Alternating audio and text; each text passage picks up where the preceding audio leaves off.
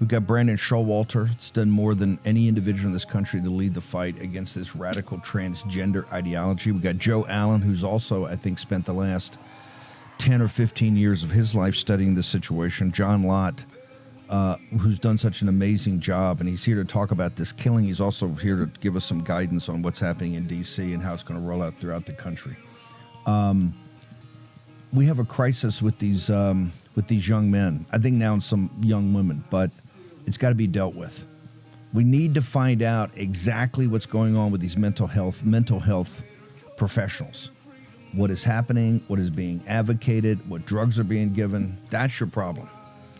You get to the bottom of that, you're going to solve a lot of this. And all this yesterday, Sheila's absolutely correct. The mayor was a disgrace.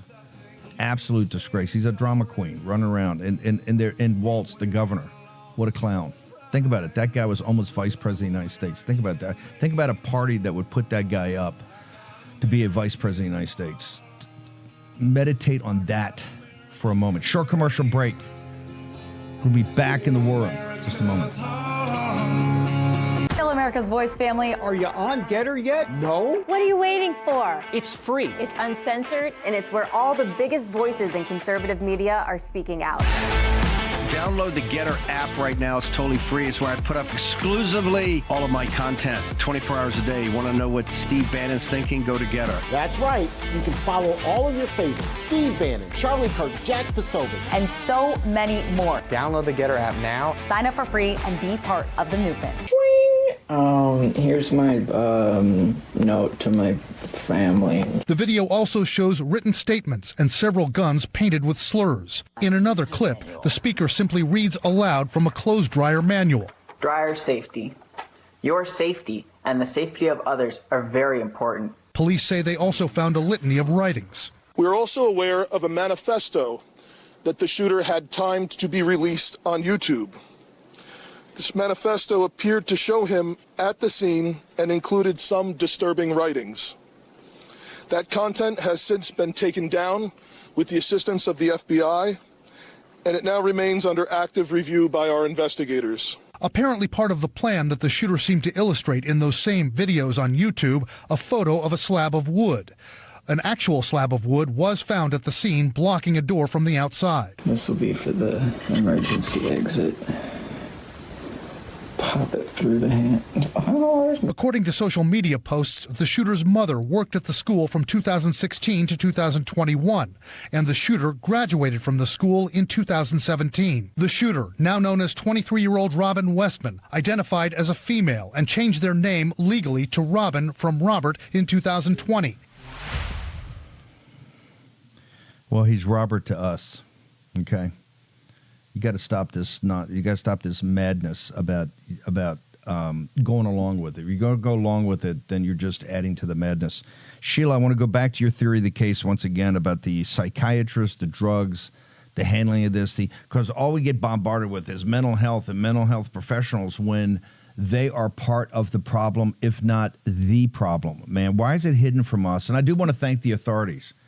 Instead of having Michael Patrick Leahy still fight in court to try to get years after the case, to try to get the manifesto of the last transgender person that shot up a bunch of tiny children, right? At least they put out the manifesto and other aspects of this yesterday. But what's your theory of the case here dealing with psychiatrists, the big pharma, in the mental health professional community, ma'am?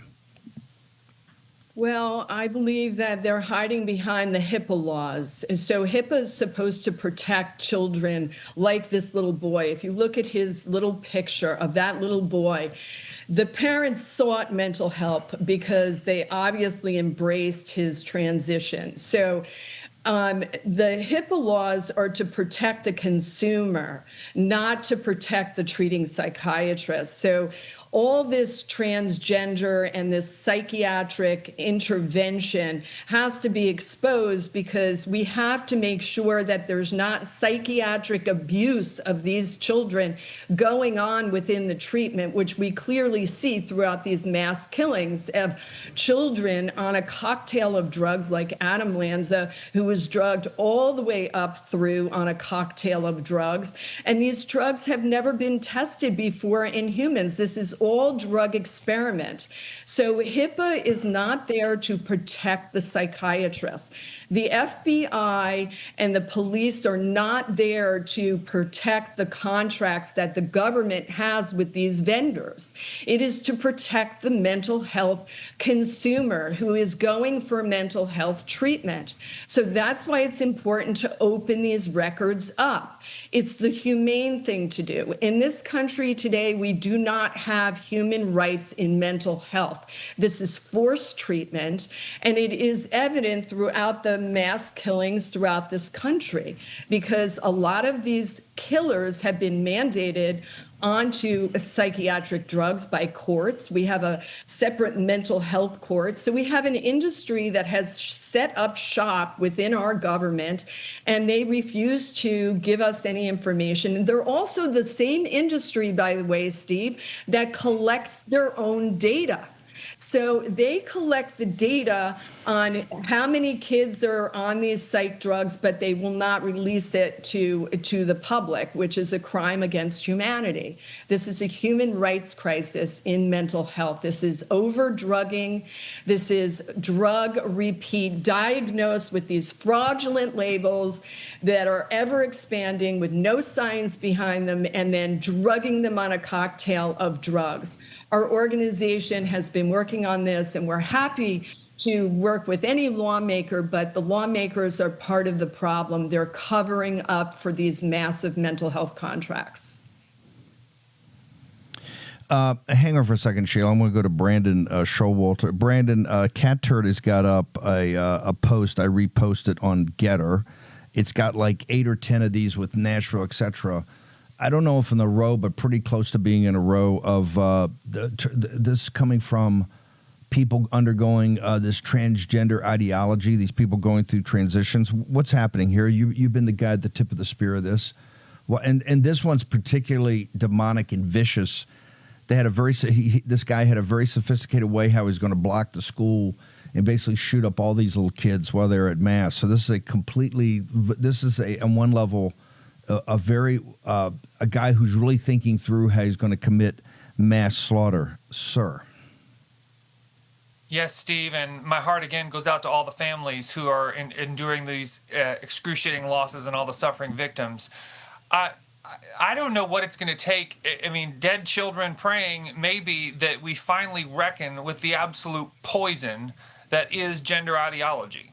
And you're correct that there have been a series of these shootings where the shooter has been a very gender-confused person. And, we just can't see this and not notice the contributing factor that this is. Because if you're going to tell a lie to a child that he's born in the wrong body, it's going to drive them crazy. Now, can I make the connective loop between this action of meticulous planning of a massacre and this gender confusion? Well, no, I don't want to make the correlation causation fallacy, but it's a trend. As you mentioned there have been a number of shootings, and I can only just imagine just what this does to a child's psychology when you lie to them about something so basic about their bodies, and then you drug them and maybe cut them. I mean, we don't know the full scope of the treatment of this latest shooter, but clearly he was a disturbed and confused individual. But what I'd like to point out, Steve, is that this goes all the way to the top. Yesterday when I was on your show, I pointed out how Mayor Fry pointed out that we need to not hate the trans community in the wake of this. I'm like, in what universe are you going to try and protect somebody who's like this? There's a guy carries out a murder of children, and then you're rushing to defend a group of which he's a part of. Like, I don't understand how in the world that's like your first. This just goes to show the demonic nature of it. And even this morning, the New York Times, this is the headline: Minneapolis suspect knew her target, but motive is a mystery. That's how deep the lies goes. Our elite media, our political leaders, especially on the left, are completely consumed with these lies, such that they're just completely captured by all of this stuff, and they're rushing to defend. Even as you see a video where this guy has a Jesus head on a target, and he's listing about how much he hates Christians and Jews. I mean, it's like the motive is a mystery. Are you kidding me? I mean, the demonic face of this could not be more apparent. Okay, I need Grace and Mo. If you get, they've got the video up. He's giggling, he's laughing when he's talking about his victims. He's they've got so many different parts of the video. Then you've got the written part of it too. A cat turd put this up. Denver shooter, trans. Aberdeen shooter, trans. Nashville shooter, trans. Georgia shooter, trans. Philadelphia shooter, trans. Iowa shooter, gender fluid. Uvalde shooter, trans. Colorado shooter, trans. Minnesota shooter, trans. Gosh, I think I see some pattern recognition. And it gets back to Sheila saying this is also about the people that are treating, quote unquote, treating these people. What drugs are they given? What are they doing? What are their mental health records? This is obvious what's going on. And now, and yesterday could have been 100 times worse, right? Except for some heroic action by the folks, and particularly some of the little kids inside, to do some protection. Hang on for a second, Brandon. I want to bring in Joe Allen. Joe, you've also been at this. For a while. I know you come at this from a slightly different angle of attack. How long have you been studying mass killings, Joe Allen?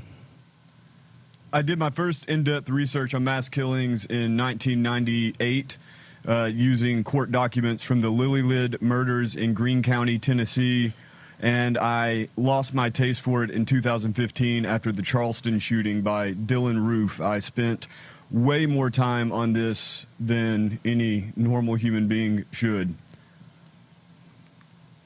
The New York Post has a cover, if we can get that up, and by the way, we're going to go to break and bring everybody back, saying this is demonic, that this guy was part of a satanic cult, that this is very much a work, direct work of Satan through this guy, his body as an instrument. Your thoughts, sir? In the short time we have, I have to say that that's probably the most accurate headline that we're going to see. But as we go into it, I think looking at this from a historical perspective is not going to be very politically useful. Okay. We'll drill down on that. We also have John Lott with us, Sheila Matthews from Able Child, Brandon Showalter has been at the tip of the spear fighting this scourge. Transgender ideology is a scourge, and people have made money off this. It's the worst blood money you can have. Absolutely disgusting. New York Times headline, motive unclear. Yo, dude, watch the video. Read his manifesto. And thank God for the authorities for putting it out, that we didn't have to go to court and fight for 2 years, because they don't want the truth out whatsoever.